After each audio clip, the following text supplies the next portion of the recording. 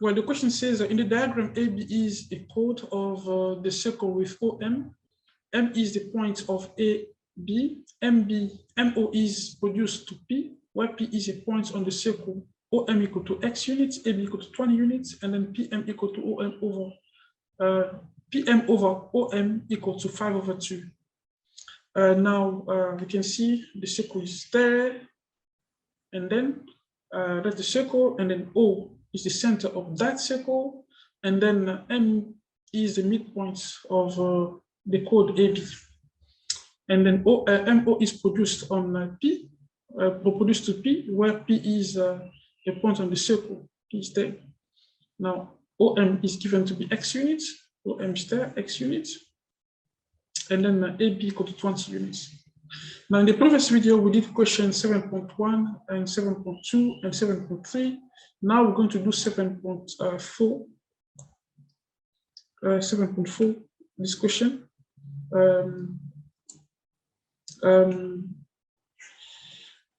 So yes, that says calculate the value of X. So we need to find the value of this X, the X there.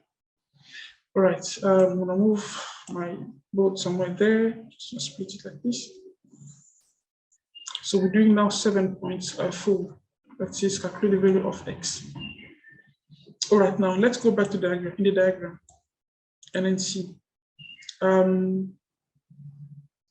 We need to find this X value here. But now remember that in the previous video, 7.2, we did find that it is said that give reason why OM is perpendicular to AB. So OM was perpendicular to AB because the line from the center to the midpoint of a chord, okay, they're perpendicular. Now we notice that here, it's perpendicular like this, and it's perpendicular there. Now, if we need to find, and also from question 7.1, we see that M was equal to 10 units, MB was equal to 10 units. So the length 10 is 10 units. Now we have something like a right angle triangle here, over here. So now we can use that right angle triangle to calculate the length X here, but we only have one side given. But now let me see clearly. O is a point on the center, right? And then P is a point on the circumference. O, they said here, O is a center, and then P is a point on the circle. Now OM will be the radius of the circle, isn't it? Because the radius is is the distance from the center to any point in the circumference. This is the radius, R. And therefore, this is also the radius, R, because it is from the center O, okay, from the center O here to the point on the circumference. So all this is also R, okay. Now, therefore, this R here is also equal to 3/2x. So this is also 3/2x. Now we can use this information to find X over there. Now we can use Pythagoras. According to the Pythagoras theorem, it says that R squared equal to X squared plus Y squared, or H squared equal to X squared plus equal to H squared, to say hypotenuse, right?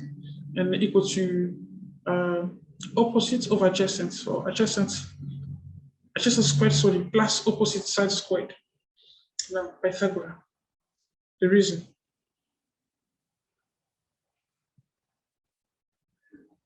Pythagoras. Now I want to apply that. So I want to say in this situation,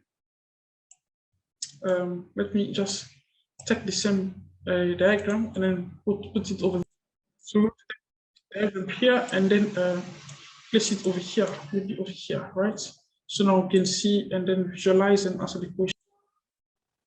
Here, to find X, so let's just put it there. So here is the diagram, and then so that means following the Pythagorean theorem, we're going to do 3/2x to the power of 2. This must be equal to the sum of the square of the other side, so x squared plus 10 squared. Okay, so this will be 9 over 2 over 4 x squared, because the power of 2 here will be on the numerator and the denominator, and also for x. So this would be equal to x squared plus 10. Now, if I move the x squared over, that makes 9 over 4 x squared minus x squared equal to 10. And then this is like 9 over 4 x squared minus 4 over 4 x squared, because 4 over 4 makes just 1. Okay, and then because the denominator now are common, this makes 5 over 4. We can just subtract the numerator. This can, okay, we do that when the denominator are common, like over here and there. They're all over 4. I put, okay, let me explain. This is 1 here, 1 coefficient in front of the x squared. 1 can be written as 4 over 4.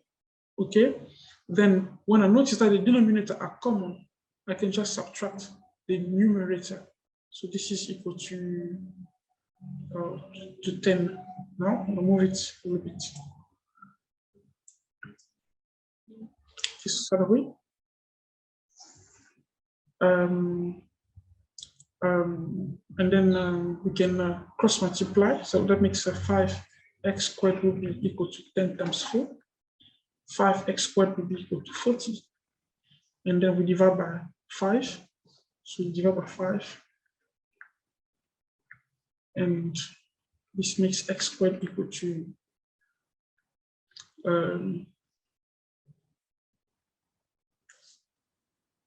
8. And then if I need to find x, we can just square root both sides. Square root here, square root there. Why square root? Because the square root cancels the power of 2. And then this will be equal to 2 root 2. Thank you.